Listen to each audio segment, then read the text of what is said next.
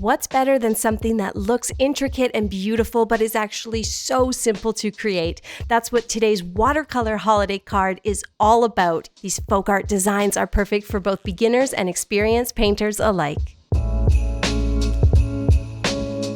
Hey friends, welcome. My name is Shayda Campbell, and guess what time it is? It is time for the 2023 holiday card tutorial. I always have so much fun with these. It's become a total channel tradition around here. And this year we're making folk art holiday cards with watercolor. So let's do a really quick supply rundown. I've got a couple pieces of watercolor paper here. I just pulled them off my block of 140 pound paper, so nice and thick, not gonna buckle and warp too much. I folded the paper, I cut it down to 4x6, and from there we'll use a little bit of washi tape, or you can use painter's tape. Both are linked in the video description because we're going to mask out a clean white border. While I do that, let me tell you that if you love making holiday cards like I do, you can see another holiday card tutorial. It is available this weekend over on my Patreon. We're making handmade cards that double as tree ornaments. They're so pretty, and nobody ends up throwing them out when the season is done. Head to patreon.com/Shayda Campbell to sign up. It's just $3 a month or $33 for the entire year, and you'll get access to an extra monthly video, weekly bonus content, plus there's 5 years of bonus content sitting there waiting for you to watch right now. All right, let's get painting. Grab your watercolor paints, glass of clean water, and a couple brushes. And the first thing we're going to do is mix up a light color of paint to create a paint wash. So we're going to lay down a wash on both of these cards. You want a very light watery paint. I'm using pink, so red, white, lots and lots of water. You're going to grab a flat wash brush. That's this wide one that's also very thin.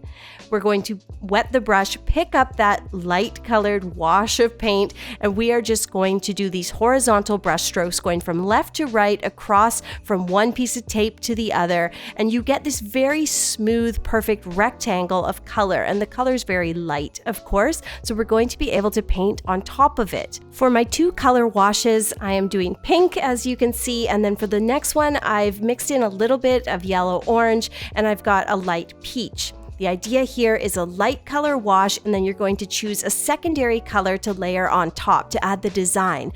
What I'm going to do for the first one is pink with dark green on top. I love that color combo. And for the second one, peach with a really nice dark red.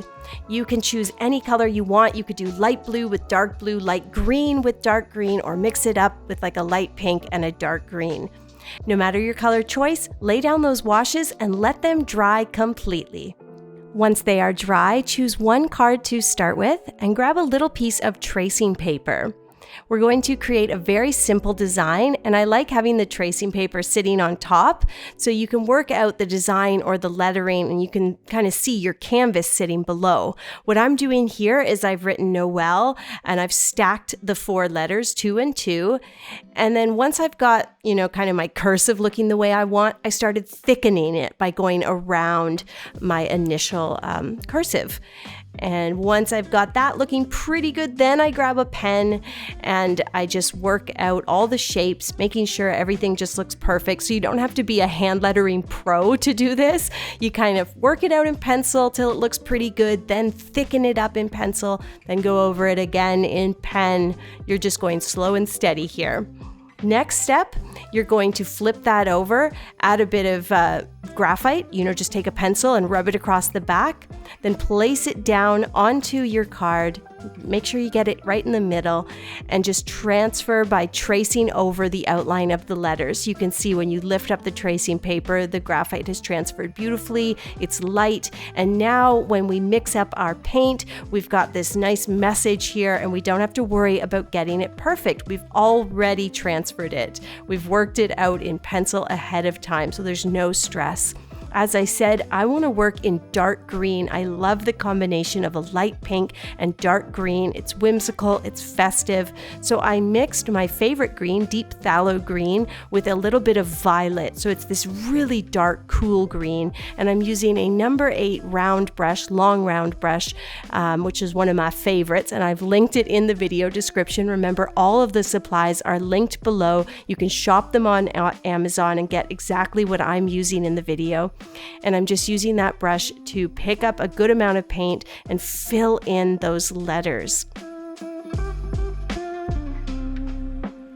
Once you're happy with the shape of the letters, now we just get to enjoy the rest of the card. And as you may have guessed, all we got to do now is paint some flowers and leaves. And that is what we love to do around here, flowers and leaves.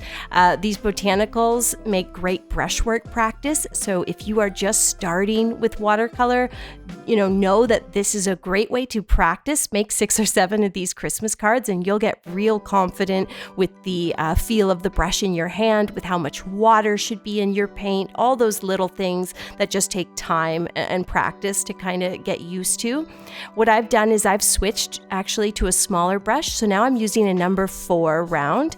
Number 4, anything from a number 2 to a number 6 is good for these tiny little flowers and leaves. And here's what I do for most of them. Start with using just the tip of that brush to paint a line, and then you add a little pressure to the brush, to those bristles, and just make these organic leaf shapes with 1 or 2 brush strokes. For flowers, just go around and paint that flower 1 petal at a time, doing 4 or 5 petals. And maybe do some berries, some tiny thin leaves that look like sprigs of pine, combine leaves with berry shapes. Really just think about how that brush is moving in your hand and just paint whatever sort of flows off the tip of that brush.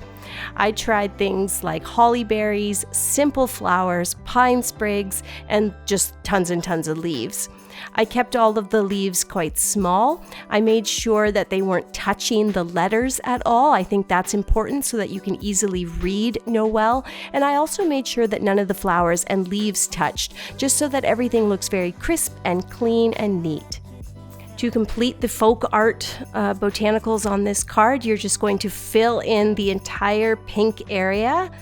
You can go right up over that tape border or just go near it like I've done. Look for any areas that might need one last little sprig, or you can just do a heart or an X anywhere you've got, a little bit of empty space, or even just a little dot for a berry. And then that could be it. Or if you have some gouache on hand, and I recommend if you use watercolors, just buying white gouache. Just invest in a tube of white gouache because you can mix watercolor colors into it.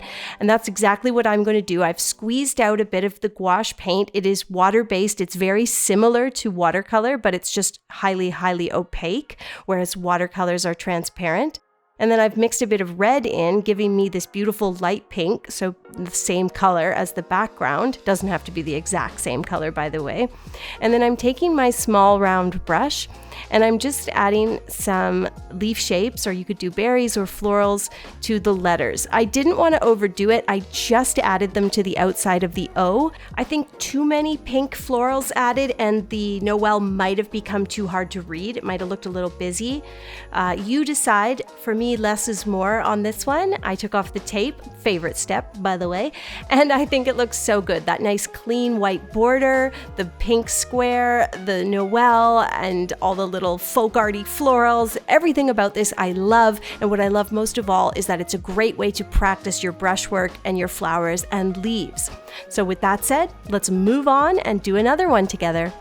There's no reason we can't do like 100 of these. Okay, so grab another small piece of tracing paper and we're gonna draw a deer. I know, but we can do this. You start with just a U shape, like a little horseshoe, and then a big curving line on the left-hand side. Place an oval at the top of that line, give them an ear as well. And then, you could almost draw a leaf there, like a leaf shape, and that'll be the antler. From there, you can kind of see, I think, the shape of this deer. Now we can thicken up his body, thicken up his neck, do that swooping line for his belly, bring his butt up a little, and the back leg kind of curves out. He's got a little tail. You know, once you've got the horseshoe with the curving line and the head, the rest kind of falls into place, believe it or not. And I do not like drawing animals. Make sure his head doesn't get too big, and you're almost just drawing a leaf for the antler. So it's a very, very simplified silhouette of a deer, and it's going to look really nice with this folk art style. I kind of realized I made mine a bit long.